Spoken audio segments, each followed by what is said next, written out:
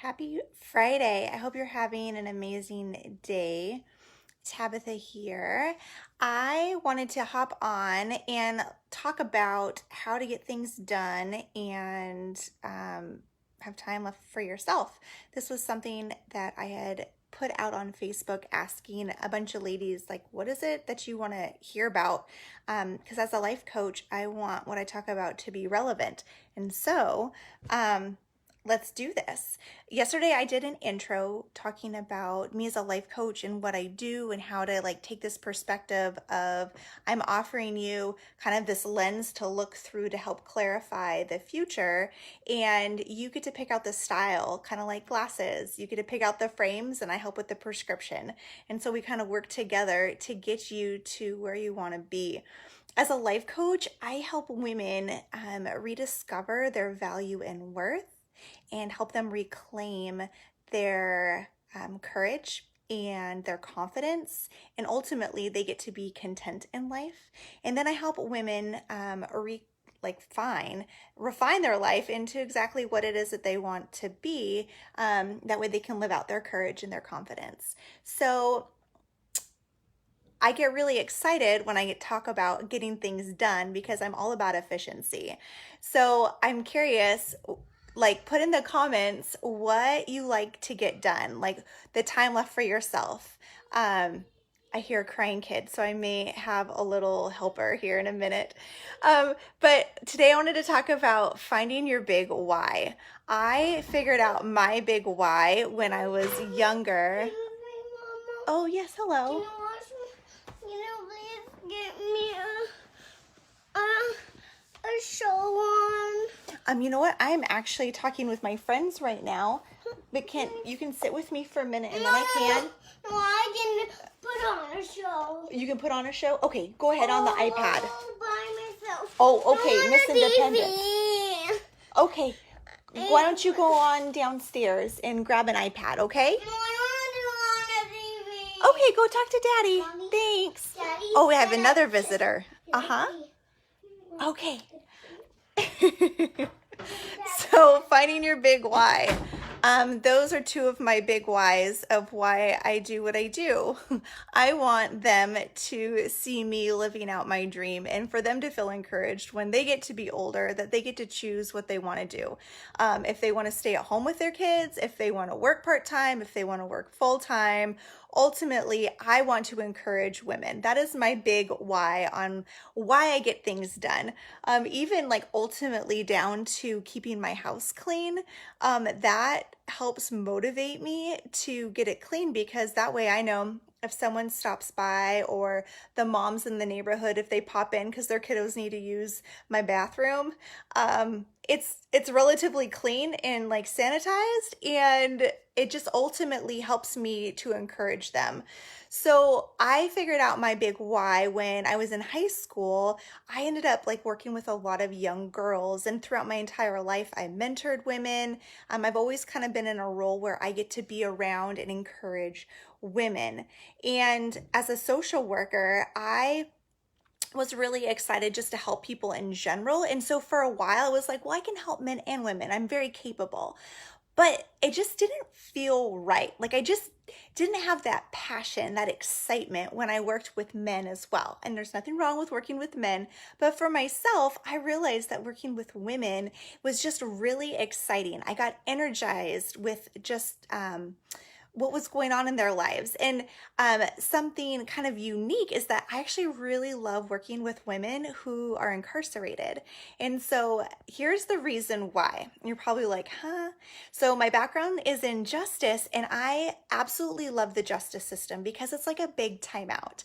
When my girls would hear that I would be going to the jail to volunteer, they'd be like, Mommy, you're going to jail. I'm like, I'm just going to, these gals are on timeout. I'm going to go talk with them, and we're going to see if we can encourage them and have them make better choices. Just like when you go to timeout and you have an opportunity to think about what you're doing.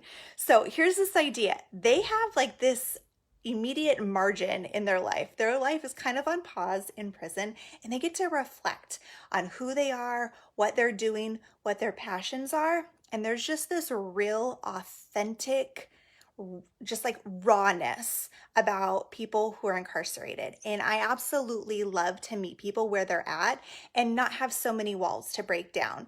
And so that is my passion. I absolutely love it. But I just love working with women who are willing to like pause for a minute in their life and figure out what their big why is. And I also, if they don't know what their big why is, we talk through it. I didn't always know what it was that excited me. I really had to kind of search deep down and kind of niche in and figure what that was. So again, this idea of the big why ultimately will help you get things done because you're excited about life. You don't mind, when your kids like barge in on you because you know that your bigger purpose is being a good mom and being patient and loving with them. I don't necessarily like to clean my house. And I'll be honest, I actually have a housekeeper come twice a month to help with the cleaning. But when I am doing my cleaning, I am doing it because, again, I want to create a calm, peaceful environment when I have women over that I can focus on them. They can focus on what is going on in their hearts, and we can just like get down to business. They're not distracted with chaos, and I'm not apologizing because my house looks bad. Like, nope, I just own it for what it is, and I am focused on the woman. So I'd love to hear what your big why is in your life if something comes to mind, or if you're like, Tabitha, I don't even know what it is. I'd love to talk it out with you.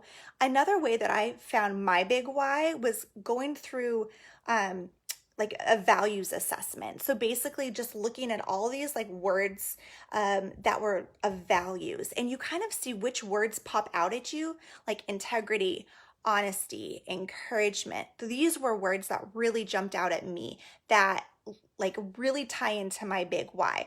And again, this idea that when we're excited about life, when we're doing things we're passionate about, we just get things done. And so then when we have time for ourselves, we also know how to spend that time. Because I don't know how many of you guys are like me, but there was a time when I had time for myself, and then I was like, what am I gonna do? I mean, don't get me wrong. I love going around Target and drinking my coffee, but you can only do that so many times. Like, I need to figure out what just gives me life and what I can do to just continue to develop myself. So anyhow, I'm going to continue talking about what we can do to get things done and have time for ourselves the next couple of days. Tomorrow, I'm going to be talking about clarifying our roles and our goals. And so just like briefly, I'm a mom, I'm a life coach, I'm a wife, I'm a cook, I'm a housekeeper, I'm a chauffeur. In each one of those roles, I have these different goals that I need to do. And so a lot of times we can get distracted because we don't prioritize what our roles are. And then we don't have time for ourselves because we are too focused on or feeling like we're pulled like in a bunch of different directions. And that's completely normal, but there's a way to like kind of already have a plan of action and how to figure out which things to say yes to and which things to say no to. So ultimately, you can have that time to yourself and get re-energized. I'd love to hear any feedback and comments, things that come to mind when you think about your big why, or if you're thinking about tomorrow when I'm going to be talking about roles and goals and how that plays into getting things done. I hope you have an amazing Friday night. And also let me know where you're listening from. I've lived in several different states, so it's always so fun to see what friends are listening in and where they're listening from. So take care. Bye.